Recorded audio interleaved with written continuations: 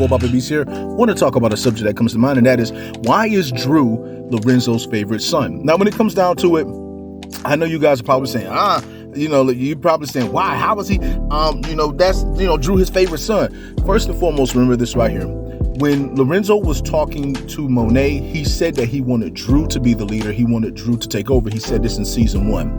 And now with season 2, he's talking to Kane and everything along those lines. And Kane is talking to him and he's saying, hey, look, I know you held the family down the whole time while I was gone, but now that I'm here, I got this. And Kane was like, well, why? Well, you're going to need me to be right beside you whenever some stuff going to happen. And Lorenzo's like, no. Now, the person that Lorenzo does have beside him, however, is Drew.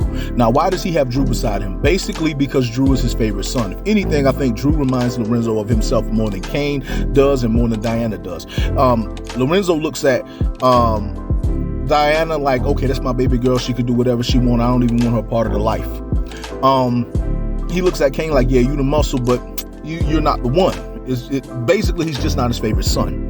But when it comes to Drew, Drew's the favorite son. Lorenzo always say he saw that Drew could be the leader, or Drew should be the leader. Why is it? There's some things about Drew that Lorenzo maybe know that nobody really knows. I've been saying for the longest, if you guys have been sitting here with me, that Drew has a side to him that's a whole, just entirely different when it comes down to it, because he has this thing where, okay, you're seeing Drew, the gay man. You're seeing Drew, the artist. That's all you're seeing. But then there's moments when you see Drew, the gangster. And Drew, the gangster, is as cold as hell. And when it comes down to it, because he knows what to do when it comes to the gangster life. There's times when he just doesn't know what to do, but when there's times when he knows what to do, he's probably the most dangerous one, more dangerous than Kane is. And that's what we are all about to see right now, because when it comes down to it, he was talking to Lorenzo and told him, you take out the threat immediately.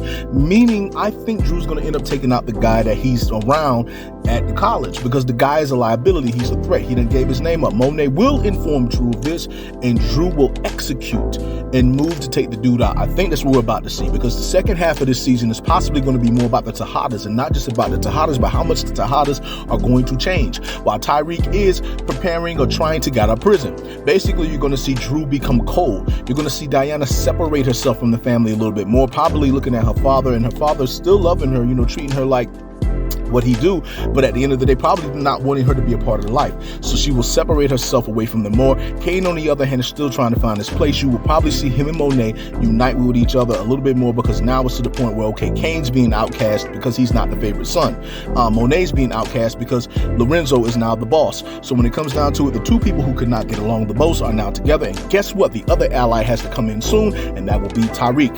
And I actually have been saying this for the longest. It will come down to Tariq versus Drew, because that's the war that I think is inevitably going to happen. It will either happen in season 3 or it will happen in season 4, but it's inevitably going to happen. I was talking with one of you guys in the comment section about it, and you got it. You said, so this is going to equal up to when I call Tariq the Tom Hagen of the family, and we know that they call Drew the Michael Corleone of the family. This is Courtney Kemp. I'm the one who made the Tom Hagen comparison, but it came out to them saying, so it's going to be Tariq versus Drew, and I'm like, yes.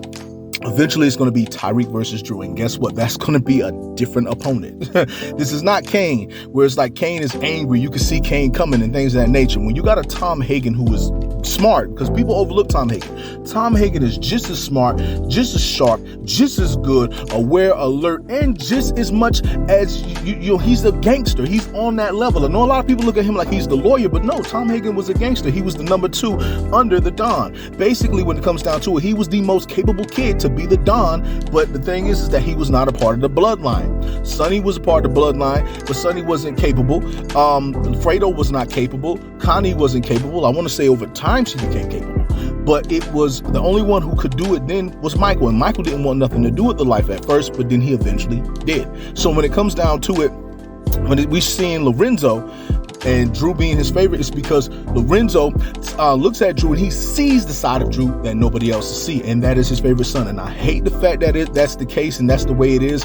You should never have favoritism with your children. You should never pick one over the other. They are all different, and you should treat them as who they are. But some people don't do that, and when it comes down to it, this is the situation. But hey, I'm gonna just say to you guys that, hey, that's what we got going on. But I just want to say, it's your boy Bobby Beast here. I just want to say much love, much respect. Hold it down and one. Peace, your boy Bobby Beast here. Hey, I want you to know that you're a good person. I want you to know that you're strong. I want you to know who you are. I want you to know that you have the right to feel good, to do what you have to do. And do not let nothing make you feel down.